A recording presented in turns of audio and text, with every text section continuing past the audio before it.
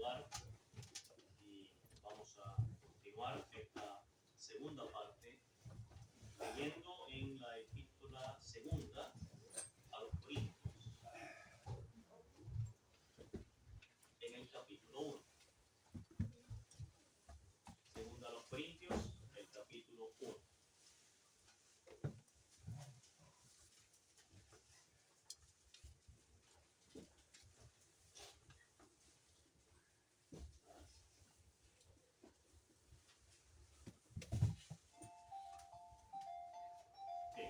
Vamos a leer entonces, segunda a los Corintios, el capítulo 1, vamos a leer desde el versículo 3. Y la tarea que les doy mientras leamos es que vayan contabilizando la cantidad de veces que se menciona la palabra consolación y sus derivados. Así que vamos haciendo ese ejercicio mientras leemos el texto. Bendito sea el Dios y Padre de nuestro Señor Jesucristo, Padre de misericordias y Dios de toda consolación, el cual nos consuela en todas nuestras tribulaciones, para que podamos también nosotros consolar a los que están en cualquier tribulación por medio de la consolación con que nosotros somos consolados por Dios. Porque de la manera que abundan en nosotros las aflicciones de Cristo, así abundan también por el mismo Cristo nuestra consolación. Pero si somos atribulados, es para vuestra consolación y salvación, o si somos consolados, es para vuestra consolación y salvación, la cual se opera en el sufrir las mismas aflicciones que nosotros también padecemos. Y nuestra esperanza respecto de vosotros es firme, pues sabemos que así como sois compañeros en las aflicciones, también lo sois en la consolación. Porque, hermanos, no queremos que ignoréis acerca de nuestra tribulación que nos sobrevino en Asia, pues fuimos abrumados sobremanera, más allá de nuestras fuerzas, de tal modo que aún perdimos la esperanza de conservar la vida. Pero tuvimos en nosotros mismos sentencia de muerte, para que no confiásemos en nosotros mismos, sino en Dios que resucita a los muertos, el cual nos libró y nos libra, y en quien esperamos que aún nos librará de tan gran muerte, cooperando también vosotros a favor nuestro con la oración, para que por muchas personas sean dadas gracias a favor nuestro por el don concedido a nosotros por medio de muchos. Muy bien, hasta ahí la lectura, una lectura un poco extensa. No sé si pudieron hacer el ejercicio, ¿cuántas veces contaron? 10. 11. 8. Bueno, 6. 8. Bien, yo tengo 10. Entonces, si nos preguntamos, ¿cuál es el tema en esta porción? ¿Cuál sería el tema en esta porción? La consolación. La consolación. Bien, ahora le falta una segunda parte a este tema, porque hay otra palabra que se repite también. Mucho más que esa. Tribulación. Tribulación. Y no hicimos el ejercicio, parece, pero ¿cuántas veces se menciona tribulación? 7 veces. 7 veces se menciona tribulaciones. Una octava si consideramos la palabra abrumados en el versículo 8, que tiene la misma idea, pero dejémoslo en 7. Entonces tenemos un tema un poco más amplio. Sería entonces la consolación en la tribulación. Bien, ese es el tema acá en estos primeros versículos de esta hermosa epístola, la segunda epístola del apóstol Pablo, bastante diferente de su primera carta. Su primera carta es a modo de confrontar la vida espiritual de los corintios. Pero ahora en esta segunda carta es una carta más personal. El apóstol abre su corazón, abre también a los corintios sus realidades que él está esto con ellos para que ellos también pudieran darse cuenta no solo de lo que estaba padeciendo el apóstol, sino también cómo Dios le estaba sosteniendo y sustentando. Y así también Dios quería sustentar y sostener a su pueblo allá que se congregaba en Corinto. Bueno, hermanos, estos días, entre miércoles y jueves, hemos estado hablando acerca de un tema que tiene que ver con el gozo congregacional. Hemos visto allí un bosquejo, una lectura y aprendizaje en la epístola a los Filipenses para aprender del gozo congregacional. Lo que vamos a ver hoy, con la ayuda del Señor, es el consuelo de Dios en medio de las tribulaciones. Y en realidad es el consuelo congregacional. Cómo Dios se hace presente, cómo el Señor se hace presente para sostener a su iglesia, a su pueblo, en su gracia, en su misericordia. Hay una palabra aquí hermosa acerca de Dios en el versículo 3 y es como una alabanza que dice: bendito sea el Dios y Padre de nuestro Señor Jesucristo, Padre de misericordias y Dios de toda consolación.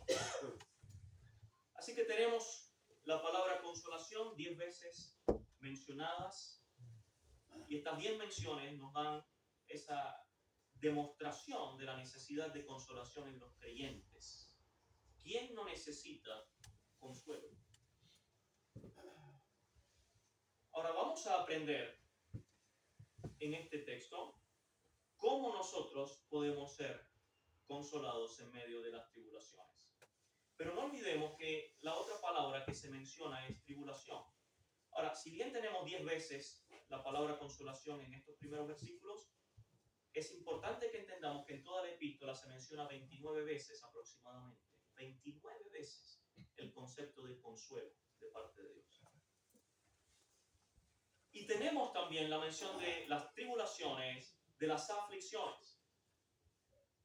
Y estas menciones describen la realidad a la que estaban expuestos estos creyentes. El apóstol Pablo habla de manera personal, su experiencia personal, pero también hace ver cómo ellos también pasaban las mismas tribulaciones y necesitaban el mismo consuelo. Ahora, lo que debemos tener en cuenta, en primer lugar, es cómo abunda la adversidad, cómo abunda la tribulación, pero cómo mucho más abunda y sobreabunda el consuelo de Dios. Así que la proporción la tenemos ahí. No sé si hay algún matemático acá, proporción 10:7. Por cada 7 tribulaciones hay 10 en proporción del consuelo de Dios. Así que podemos notar, hermanos, cómo tenemos este consuelo de parte de Dios, y podemos notar también un adjetivo ahí que no debemos pasar por alto al final del versículo 3, donde dice toda consolación, y al principio del versículo 4, donde dice todas nuestras tribulaciones. Así que ese adjetivo ahí es importante porque la palabra toda describe esa cantidad de consolación y también la cantidad de tribulaciones. No es menor. Dice que en todas nuestras tribulaciones, toda consolación de parte de Dios. El gran tema, o un gran tema que tenemos acá, en lo que el apóstol Pablo está expresando a los corintios, es un ministerio poderoso, el cual Dios estaba haciendo por medio del apóstol, pero un ministerio poderoso llevado a cabo con instrumentos débiles y necesitados. Y por eso es tan importante cómo el apóstol abre su corazón a los corintios, para que ellos entiendan, vean que el siervo también tiene necesidades, que los que sirven tienen también tribulaciones, tienen también dolores, tienen también también flaquezas. Y entonces el pueblo de Dios siempre espera que le sirvan. El siervo tiene que servir, el obrero tiene que servir, el anciano tiene que servir. Pero hermano, lo que tenemos acá es como toda la congregación, todo el pueblo de Dios, padecemos las mismas tribulaciones y necesitamos de esa consolación. Todos, sin excepción. Y la palabra consolar, bueno, la tenemos como verbo y también la tenemos como sustantivo, pero tiene la idea de llamar cerca para orar. Da la idea de aliviar, de alentar, de animar. Eso es el consuelo acá. Entonces vamos a ver cómo Dios nos provee de ese consuelo. Lo primero que tenemos que tener en cuenta es que la consolación proviene de Dios. Eso es lo primero. Por eso el texto versículo 3 es tan importante cuando menciona al Dios de toda consolación. Bendito sea el Dios y Padre de nuestro Señor Jesucristo, Padre de misericordias y Dios de toda consolación. ¿De quién proviene la consolación? De Dios. Bien, eso debemos tenerlo muy claro. Pero ¿cómo Dios nos provee de esa consolación? Siendo que proviene de Él. Pero ¿cómo nos la hace llegar? ¿Qué instrumentos usa? Usa diferentes instrumentos para hacernos llegar su consolación. Y eso es lo que vamos a ver. En primer lugar, la consolación de Dios nos llega por medio de su palabra. Por medio de su palabra. Al leerla, al considerar su palabra, al meditar su palabra, Dios nos consuela por medio de su palabra. Hay un texto que está en Romanos, capítulo 15, versículo 4.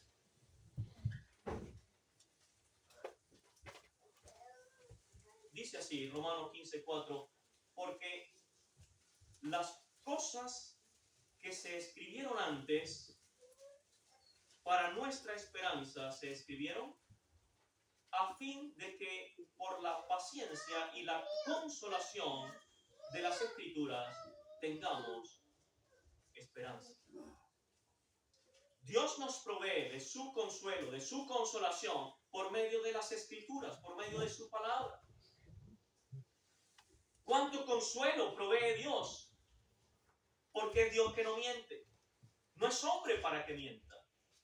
Por lo tanto, esa confianza en que es palabra de Dios, que no tiene fallas, que no tiene errores, es un consuelo para el alma, el saber que podemos confiar en su palabra. En segundo lugar, esa consolación viene por medio o a través de el Señor Jesucristo. ¿Y cómo? Bueno, al considerarle a Él, cuando le miramos a Él, cuando ponemos nuestra mirada y nuestra confianza y nuestra fe en Él. Entonces, en la medida que le miramos a Él, que le consideramos a Él, somos consolados. Esa es la idea que leemos allá en Hebreos capítulo 12, donde dice, puestos los ojos en Jesús, el autor y consumador de la fe. Dice, el cual por el gozo puesto delante de Él, sufrió la cruz, menospreciando el oprobio, y se sentó a la diestra del trono de Dios. Luego dice, considerad a aquel que sufrió tal contradicción de pecadores. ¿Para qué? Para que vuestro ánimo no se canse hasta desmayar. ¿Lo ves? En la medida que consideramos al Señor, su obra en la cruz, sus padecimientos, todo lo que soportó por amor a mí, y en esa medida entonces yo soy consolado. Dice, para que vuestro ánimo no se canse hasta desmayar. En nuestro texto tenemos el versículo 5, seguimos leyendo en 2 Corintios 1, el versículo 5. Dice allí, así abunda también por el mismo Cristo o a través de Él nuestra consolación. ¿Lo ven? Entonces, la consolación es provista por Dios por medio de las Escrituras, pero también por medio de Cristo. Ahora es interesante lo que dice el texto, porque dice así abunda también por el mismo Cristo nuestra consolación. Donde dice abunda, es un verbo presente activo. Lo que quiere decir es que está abundando. Y más que abundando, lo que está diciendo es que hay una abundancia de consolación a través de Cristo. Es más bien una superabundancia, una sobreabundancia, un exceso de consolación a través de Cristo. Un exceso en cantidad y en calidad de consolación. Ahora, esto es cuando compartimos las aflicciones de Cristo, el sufrir sus vituperios, el sufrir los rechazos del mundo al identificarnos con Cristo. Entonces hay una amplia compensación por todos esos sufrimientos, por todos esos padecimientos. Y me llama la atención cómo presenta esa consolación por medio de Cristo, porque el texto nos habla de esa sobreabundancia, de esa abundancia de consolación por medio de Cristo. Ahora, hermanos, si somos honestos, quizás muchos podríamos estar pensando que eso no es lo que yo estoy experimentando. Si somos honestos, podríamos decir, yo en medio de mi tribulación, en medio de mis padecimientos, en medio de toda mi angustia, no siento esa abundancia de consolación del Señor. La deseo, sí. La busco, sí. Pero no la siento, no la palpo. Y quizás alguien está tan sumido en su problema que no ve esta sobreabundancia de consolación por medio de Cristo. Ahora entendamos lo que está diciendo. Es cuando le consideramos a Él, cuando le miramos a Él, puestos los ojos en Jesús, el autor y consumador de la fe. Entonces esa fe, esa confianza en Él, viene al considerar cuánto Él padeció en mi lugar, cuánto Él sufrió en manos de pecadores, cómo Él fue obediente hasta la muerte y muerte de cruz por amor a mí. Y eso entonces me llena de confianza en Él. Porque si Él padeció la cruz, no fue en vano, sino para llevarme juntamente con Él. Para sostenerme no solo en este tiempo presente, sino por la eternidad. Ahora, hermano, piense por un momento que si usted solamente busca a Cristo para resolver y solucionar los problemas de la vida actual, dice la Biblia que somos unos miserables. Si solo buscamos a Cristo para las cosas presentes, para las cosas terrenales, somos los más dignos de conmiseración. Somos miserables porque limitamos la obra y el poder de Cristo al ámbito terrenal, siendo que en realidad lo que tenemos en Él es ganancia eterna. Y lo que padecemos es pasajero, es momentáneo y no es comparable con las glorias que nos esperan con Cristo. Así que quizás el motivo de que no estemos evidenciando esa abundancia de consolación, hermanos, quizás es que no estamos considerando lo suficiente a nuestro Señor Jesucristo para que seamos abundantemente consolados a través de Él. Podríamos ver una correlación en la medida en que lo apreciamos a Él y la medida de nuestro consuelo. Por lo tanto, no debemos dejar de maravillarnos por su persona. No debemos dejar de sorprendernos por su obra, por sus padecimientos, su gracia, su compromiso, su firmeza para con nosotros al punto de sufrir la cruz para rescatarnos.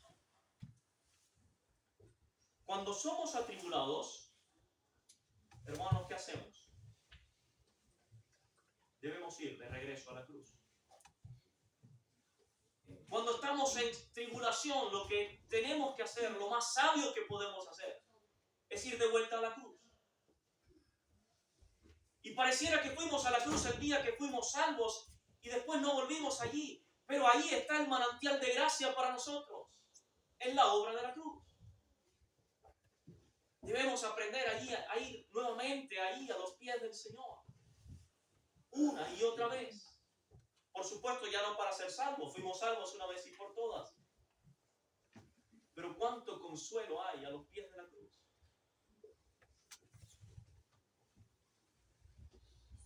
Allí fue cuando el Señor le dijo a su madre, no llores. Ahí fue cuando le dijo a Juan, ocúpate de ella. Ahí tienes un hijo, le dice ella.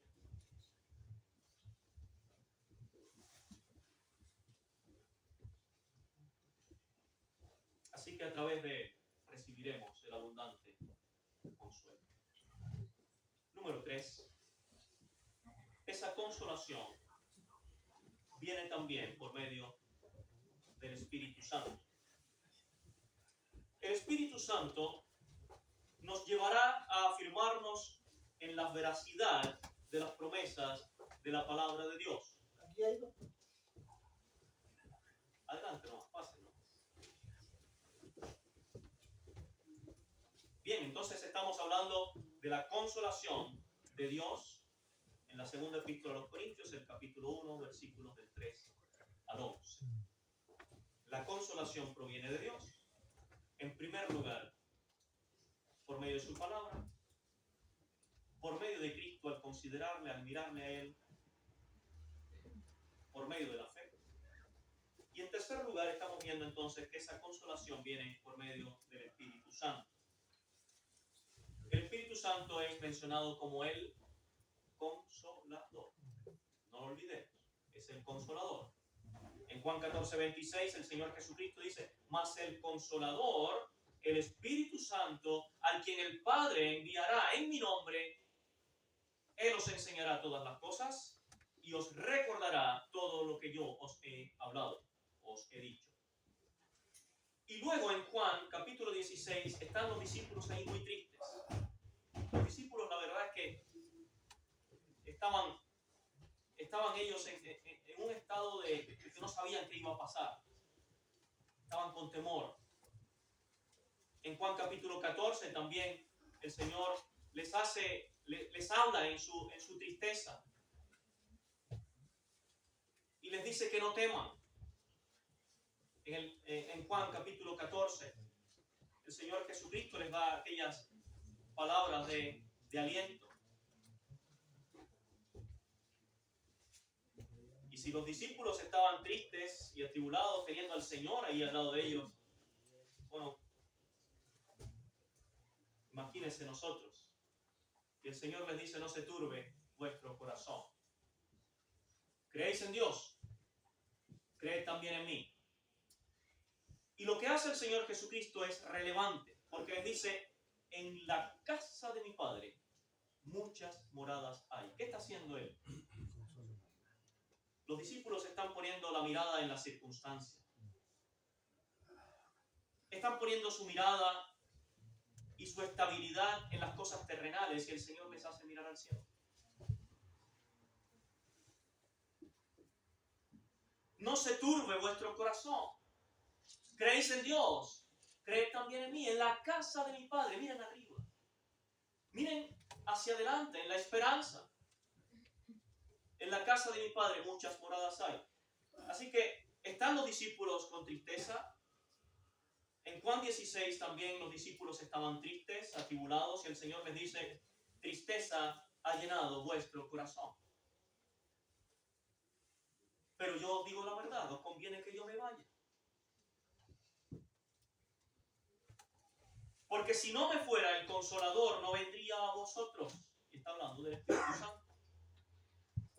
Pero cuando venga el Espíritu de verdad, Él os guiará a toda la verdad. Entonces, ¿cómo Dios nos consuela? Por medio del Espíritu Santo. El Espíritu Santo es el Consolador. Y la expresión del Espíritu Santo como Consolador es la de un ayudante. como una muleta para una persona que no puede caminar bien. No sé si hay alguien aquí que necesite algún apoyo para caminar, alguna muleta para caminar. Bueno, esa es una de las funciones del Espíritu Santo, es el ayudador, como una muleta para poder andar bien, para llevar a la persona hacia la verdad de la palabra de Dios, para afirmarle. Ahora piense por un momento una persona que necesite de apoyo, que necesite de una muleta porque no puede caminar y que diga, hoy voy a salir a andar y no voy a usar esta cosa. ¿Va a poder llegar a su destino? Bueno, y quizás si llega con mucha dificultad, ¿verdad? Bueno, para nosotros el Espíritu Santo es la seguridad de llegar a puerto seguro, con su ayuda. El Consolador sugiere capacidad y sugiere eficacia para prestar ayuda. Ese es el Espíritu Santo. Y cuando el Señor Jesucristo habla respecto del Espíritu Santo y dice otro Consolador, está hablando de otro de la misma esencia, de la misma calidad, de la misma capacidad, no uno inferior. Entonces el Señor Jesucristo para sus discípulos, Él era ese consuelo, Él era esa ayuda. Ese ayudador era Él para sus discípulos.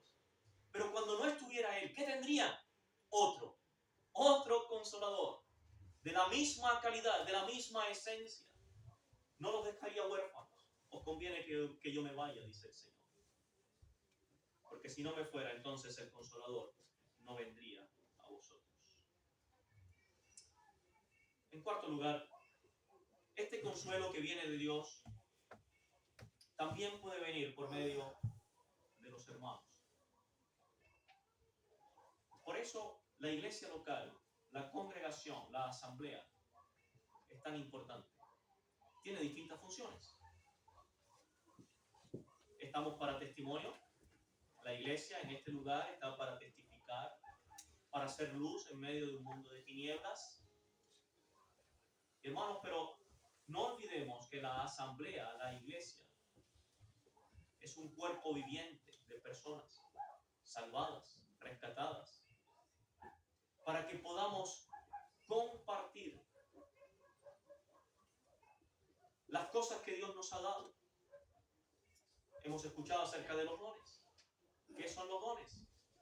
Bueno, los dones son precisamente cómo nos ministramos unos a otros para poder ser edificados y sobreedificados.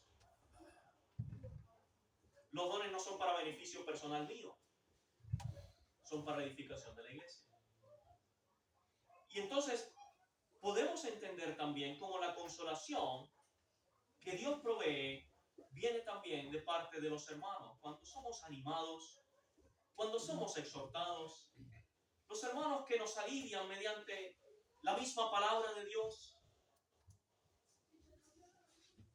Hermanos, las experiencias de vida que tenemos, cada uno de nosotros, cómo Dios nos ha ayudado, es también una manera que Dios usa para consolar a otros. Lo que está diciendo el apóstol Pablo acá. En el versículo 4 donde leemos, el cual nos consuela en todas nuestras tribulaciones, y sigue diciendo, para que podamos también nosotros consolar a los que están en cualquier tribulación. ¿Qué significa eso? Bueno, que yo tengo mis experiencias personales, cómo Dios me ha ayudado, me ha sustentado. Y eso entonces es lo que yo voy a poder usar también para consolar a mis hermanos. Mi experiencia personal va a ser un instrumento que Dios va a usar para poder consolar también a los demás.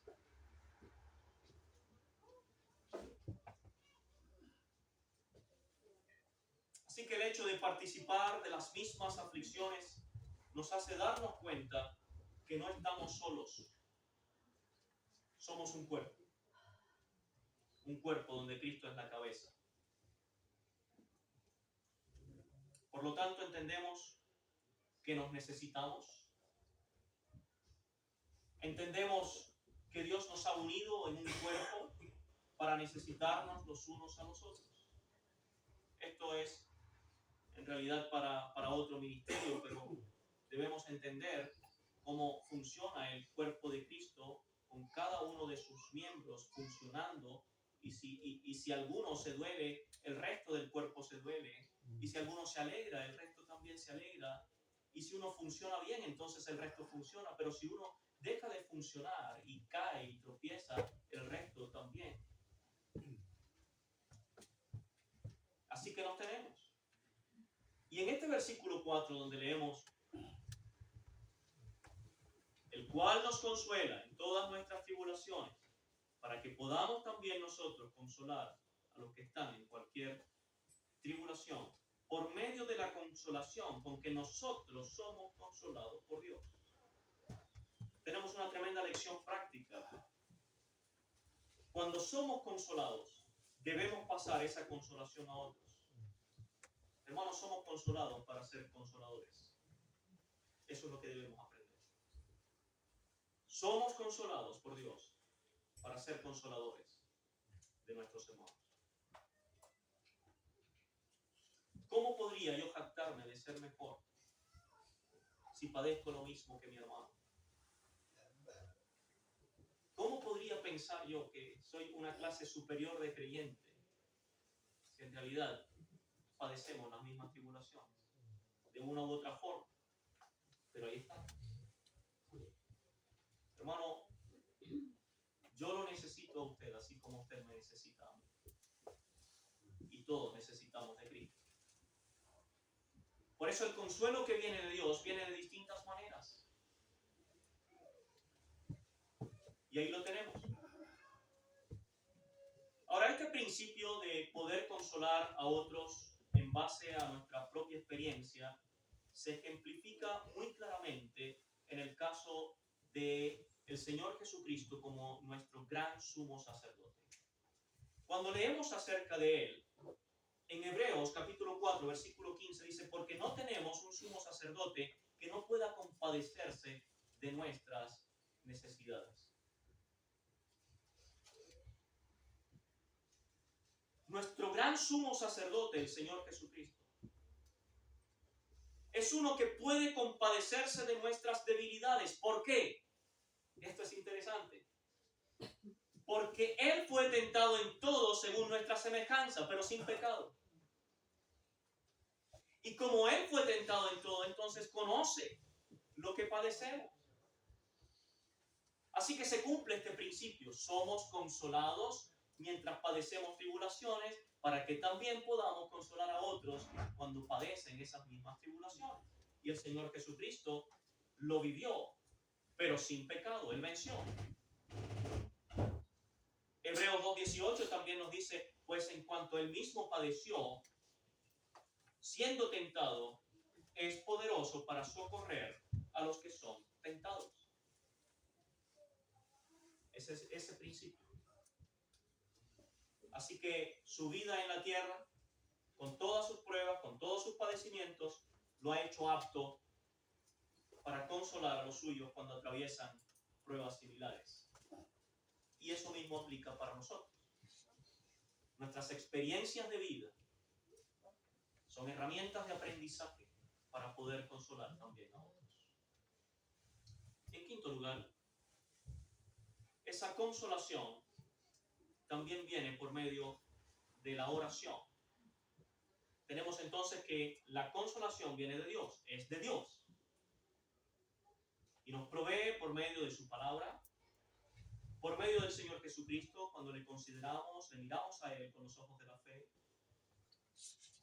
por medio del Espíritu Santo, por medio de los hermanos, pero también por medio de la oración. En nuestro texto leemos en el versículo 11: cooperando también vosotros a favor nuestro con la oración, para que por muchas personas sean dadas gracias a favor nuestro por el don concedido a nosotros por medio de muchos. La consolación por medio de la oración. Cuando otros oran, cuando otros interceden por nosotros. Hermanos, no despreciemos el tiempo de oración congregacional. Alguien puede decir que yo oro en mi casa por los hermanos. Bien, hermano, qué buen ejercicio.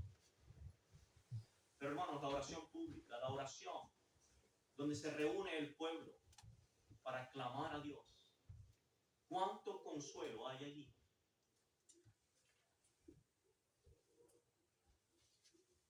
Y es la reunión más tenida en poco, el día de oración.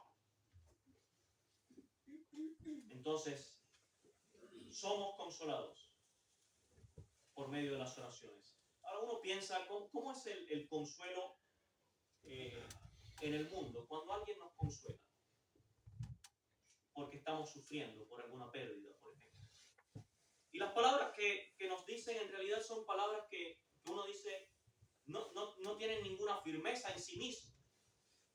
Porque, bueno, dice, no te preocupes, todo va a estar bien. O dice, tú ya verás que todo pasa, ya verás que todo va a pasar. Y aunque sabemos que esa persona no tiene ninguna autoridad, ningún poder para asegurar aquello, aún así somos consolados con esa simple palabra. Ahora, ¿cuánto más cuando el consuelo viene con la firmeza y la seguridad de la promesa y la palabra de Dios? Y si somos consolados por gente a nuestro alrededor que simplemente tienen buenos deseos para nosotros, pero no pueden hacer nada para cambiar nuestra realidad, ¿cuánto más el Dios que tiene toda la autoridad, todo el poder para hacer las cosas como Él quiera? La oración es el instrumento poderoso en el cual ponemos todas nuestras necesidades en las manos de Dios. La oración es una necesidad. No es un ritual, es una necesidad. No desperdiciemos la oportunidad de reunirnos para orar.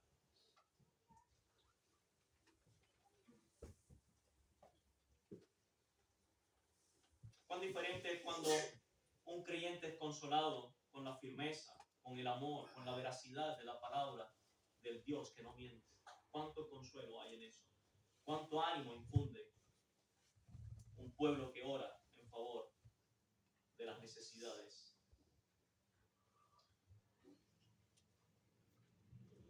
Un hombre que podemos tener como ejemplo allá no lo busquemos por tiempo, pero en Lucas capítulo 2, versículo 25, Simeón,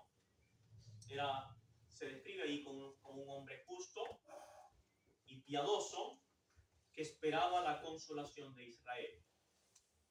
Y el Espíritu Santo estaba sobre él, dice el texto. Ahora, ahí leemos que le había sido revelado por el Espíritu que no vería la muerte antes que viese al ungido del Señor. El Señor Jesucristo todavía no venía a Israel, le esperaba, según las promesas de Dios. Y entonces este hombre dice que le es revelado que él no vería la muerte antes que viese al ungido del Señor. Y la expresión que dice el texto que esperaba la consolación de Israel es equivalente a esperar la venida del Mesías mientras él oraba por la consolación de Israel.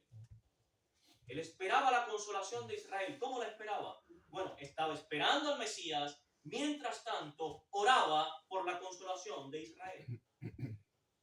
Ese es el sentido de lo que él estaba haciendo. Ahora es interesante porque este hombre esperaba dos cosas seguras. Dos cosas seguras. En primer lugar, él sabía que vería al ungido de Dios porque Dios se lo había dicho. Él sabía que él vería al ungido del Señor en vida. La segunda cosa que esperaba segura es que una vez que lo viera, moriría. Esas dos cosas, porque el Señor le había dicho. Le había sido revelado por el Espíritu Santo que no vería la muerte antes que viera al ungido del Señor. Ahora, pregunto, ¿cuál era el consuelo de este hombre? Su consuelo era a causa de la promesa de Dios. Su consuelo era que la palabra de Dios se cumpliría. Y esa promesa lo mantenía vivo. Esa promesa lo mantenía con esperanza. era el consuelo de Dios para él. Él sabía que le llegaría la muerte, sí, pero sabía que antes que le llegara la muerte, vería al Señor. ¡Qué maravilla! Así que por eso que cuando él finalmente ve al niño en el templo, a Jesús, y el hombre pudo decir: ahora, Señor, despides a tu siervo en paz, conforme a tu palabra, porque han visto mis ojos tu salvación. Y ese es el verdadero consuelo. El aliciente del alma es saber que estamos en los planes de Dios. Saber que nada puede salir mal si estamos en los planes de Dios.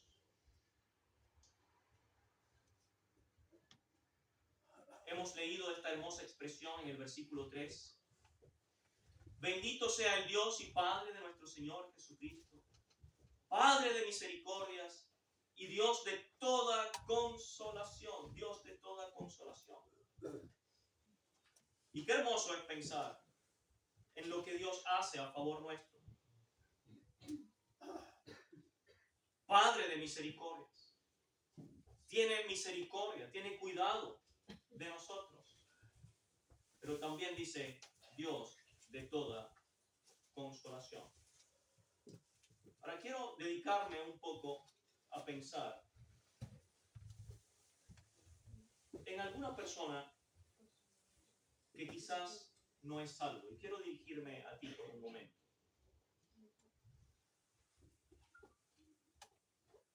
Los creyentes, los cristianos, los que han sido salvados, perdonados, no somos distintos del resto en este aspecto. El Señor Jesucristo dijo: en el mundo tendréis aflicción. ¿Cuál es la diferencia? Que para los creyentes Él dijo: mas no temáis, yo he vencido al mundo. Sin embargo, ¿qué pasa con una persona que no tiene al Señor como su Salvador, como su Señor? Se cumple la primera parte: en el mundo tendréis aflicción. Es para todos. Pero no tienen lo segundo. Dice Él: no temáis, yo he vencido al mundo. Te estás perdiendo de eso. Ahora, ¿cuánto consuelo hay de parte de Dios para una persona que se rinde a los pies del Salvador por la fe? ¿Cuánto consuelo hay? Porque entonces viene a esa persona la paz de Dios. Esa paz que sobrepasa todo entendimiento. La paz de Dios. Somos justificados por medio de Cristo cuando creemos en Él. Y hay un consuelo indescriptible. Porque sabemos entonces que estamos en las manos del Dios vivo y verdadero. Y entonces cambia la perspectiva, ¿verdad? Cambia la perspectiva de las circunstancias, de la realidad. Y como decía, no porque el Señor va a solucionar todos mis problemas, sino porque ahora tengo la seguridad eterna de que estoy en Cristo, de que mis pecados han sido perdonados, que ya no soy condenado, ninguna condenación hay para los que están en Cristo Jesús. Hay una esperanza asegurada en los cielos para aquellos que están en Cristo. Por lo tanto, toda la perspectiva cambia. Y quiero dirigirme, para terminar, a Isaías capítulo 53. Y quiero compartir este texto contigo. Isaías capítulo 53.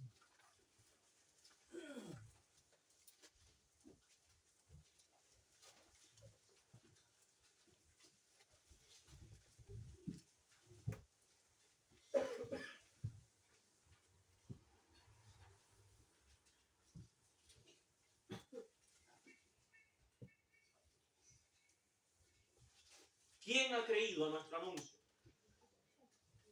¿Y sobre quién se ha manifestado el brazo de Jehová? Te repito la pregunta. ¿Quién ha creído a nuestro anuncio? ¿Y sobre quién se ha manifestado el brazo de Jehová? El brazo de Jehová ahí es su poder salvador. Y te preguntamos con mucha solemnidad, con mucha seriedad: ¿has creído el Evangelio? ¿Se ha manifestado en tu vida el brazo salvador de Dios? ¿Quién ha creído a nuestro anuncio? ¿Y sobre quién se ha manifestado el brazo de Jehová? Ahora pasemos al versículo 4. Lo que tenemos en el versículo 4 es una maravillosa y contundente confesión de fe. Es como si una persona respondiera a esas preguntas. ¿Quién ha creído a nuestro anuncio? ¿Sobre quién se ha manifestado el brazo de Jehová? Y entonces leemos esta manifestación de fe. Versículo 4 dice, ciertamente llevó Él nuestras enfermedades y sufrió nuestros dolores. Y nosotros le tuvimos por azotado, por herido de Dios y abatido. Mas Él herido fue por nuestras rebeliones, molido por nuestros pecados. El castigo de nuestra paz fue sobre Él, y por su llaga fuimos nosotros curados. Todos nosotros, sin excepción, nos descarriamos como ovejas. Cada cual se apartó por su camino. Mas Jehová cargó en Él el pecado de todos nosotros. Ahora quiero que veas allí esta realidad del ser humano. Hemos hablado del consuelo de Dios en medio de tribulaciones, en medio de adversidad. Pero mira la calamidad del ser humano. Dice allí que Él llevó nuestras enfermedades, que Él sufrió nuestros dolores. Él herido fue por nuestras rebeliones. Todos nosotros nos descargamos. Cada cual se apartó por su camino. Es la ruina del ser humano. Es la calamidad más grande estar sin Dios. Pero aquí lo que tenemos es esta confesión de fe. Y esta confesión de fe tiene dos argumentos que no pueden faltar en una persona que quiere ser salvo y ponerse a cuentas con Dios. Presta atención. Dos cosas no pueden faltar para ser salvo, para ponerte a cuentas con Dios. En primer lugar, reconoce tus faltas y tu pecado. Eso es lo que hay aquí. Es una confesión, un reconocimiento de la falta. Reconoce tus faltas, reconoce tu pecado delante de Dios, no delante de los hombres. Tu problema es con Dios. Tu problema es con Dios.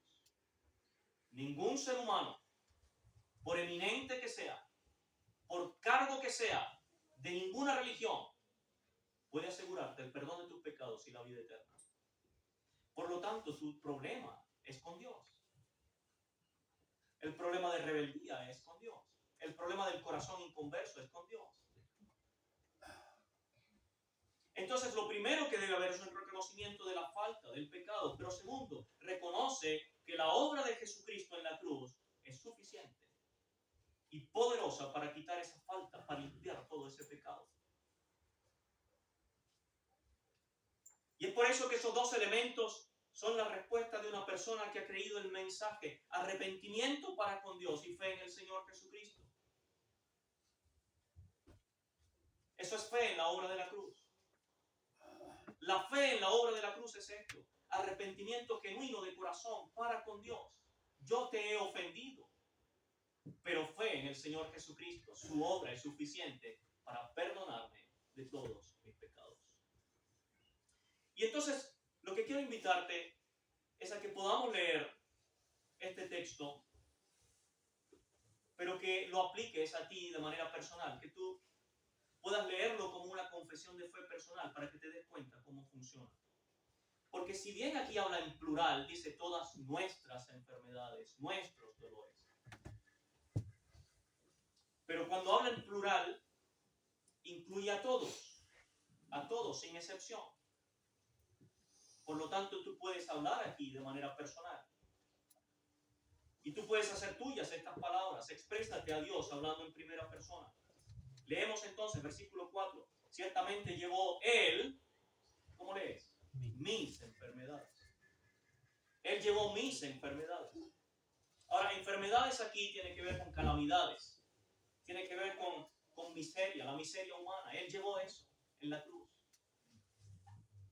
Enfermedades tiene que ver con la ruina, con mi ruina espiritual, con mi ruina delante de Dios.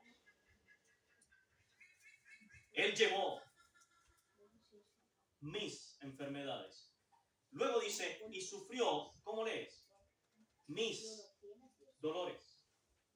Dolores ahí tiene que ver con tristeza, tiene que ver con angustia, tiene que ver con esto que estamos estudiando hoy. Todas esas angustias, tribulaciones, problemas. Y dice que Él llevó eso. Él llevó esos dolores, todas esas tristezas, esas angustias. ¿Sabe que cuando el creyente llegue al cielo con el Señor, Él enjugará toda lágrima de los ojos de ellos y ya no habrá más dolor, ni muerte, ni enfermedad, no habrá nada más en su presencia? ¡Qué maravilla! Luego leemos en el versículo 5, mas Él herido fue por, ¿cómo lees? Por mis rebeliones. Él fue herido por mis rebeliones. Y ahí rebeliones tienen que ver con falta, una falta moral. Una falta moral para con Dios.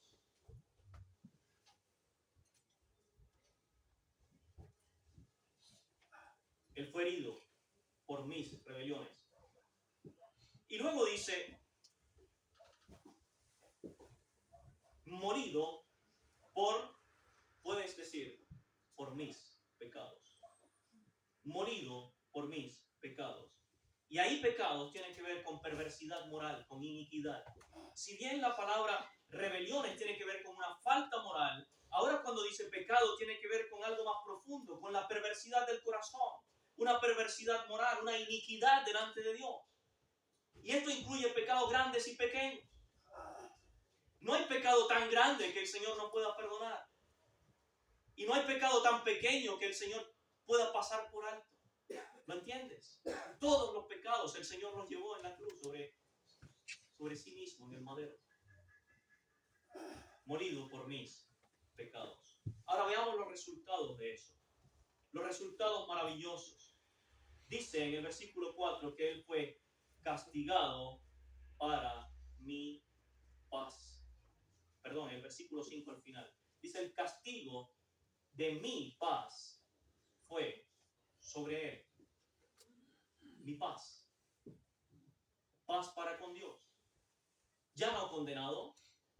En Cristo ya no somos condenados. Ninguna condenación hay para los que están en Cristo Jesús.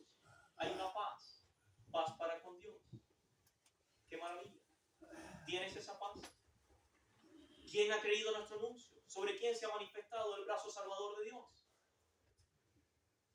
Dice que por su llaga, al final del versículo 5, por su llaga, y sigue leyéndolo en primera persona, por su llaga yo fui curado. ¡Qué maravilla! Y luego el versículo 6 dice, todos nosotros nos descarriamos, y puedes leerlo de manera personal. Yo me descarrié. Yo tomé mi propio camino. Le di la espalda a Dios. Eso puedes decir. Cada cual se apartó por su camino. Yo me aparté por mi propio camino. Pero lee el resultado. Dice, mas Jehová cargó en él, en Cristo, el pecado mío. El pecado mío. Dios juzgó en él mi pecado, el pecado mío. Soy libre, no soy condenado, porque Él llevó mi pecado en la cruz. Y eso es lo que debes entender. Para que puedas responder a esta pregunta. ¿Quién ha creído a nuestro anuncio? ¿Sobre quién se ha manifestado el brazo salvador de Dios? Que tú puedas contestar de tu corazón, yo lo creo, lo he creído. Y puedas decir con toda confianza, su salvación me ha llegado a mí. Él llevó mis pecados. Ya no soy condenado, soy libre. Y entonces ahora podrás disfrutar de aquello que dijo el Señor. En el mundo tendréis aflicción, sí, pero dice Él, no temáis, yo he vencido al mundo.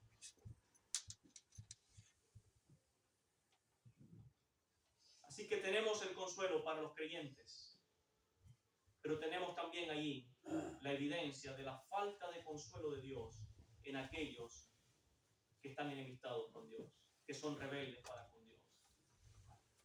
No hay paz en ese corazón, no hay consuelo en ese corazón. Puede haber religión, sí, pero no hay salvación, no hay paz para con Dios. Y lo que tú necesitas es a Cristo. Cree en el Señor Jesucristo y serás salvo. Es una realidad inmediata. Cree en el Señor Jesucristo y serás salvo. Y entonces podrás disfrutar del consuelo amoroso del Dios que dice, el Dios de toda misericordia, Padre de misericordias y Dios de toda consolación. ¿Es tu Dios? Esperamos que así sea. Y hermanos amados, no estamos solos. Tenemos un Dios tan grande, lleno de gracia, lleno de misericordias. Ese es nuestro Dios. Que el Señor bendiga su palabra.